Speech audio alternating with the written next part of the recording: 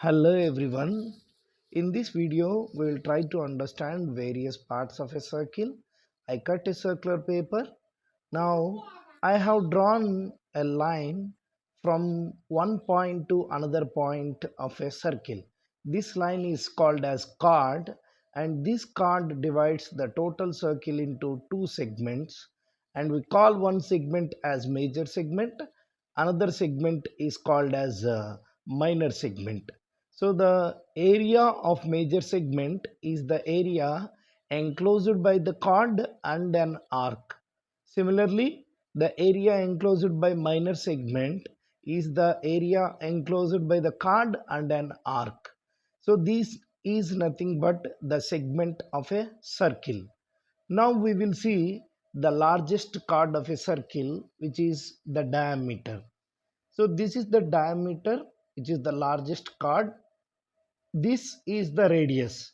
Radius is nothing but a line which is drawn from the center to any point on the circle. Diameter is the largest chord. This diameter is exactly 2 times the radius of a circle. Lastly, we will see what is meant by a sector. A sector is the area enclosed by two radii and an arc. So you can see a sector here. I will cut this circle based upon the radii which is drawn from the center. So in order to cut this circle, I need to identify what is the major sector and what is the minor sector.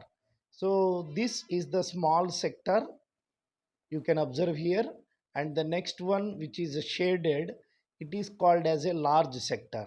So a sector is the region enclosed by two radii and an arc. Now I cut this sector, small sector. So these are the two radii and this is the arc. Now when you join this small sector with the large sector, you can form a circle.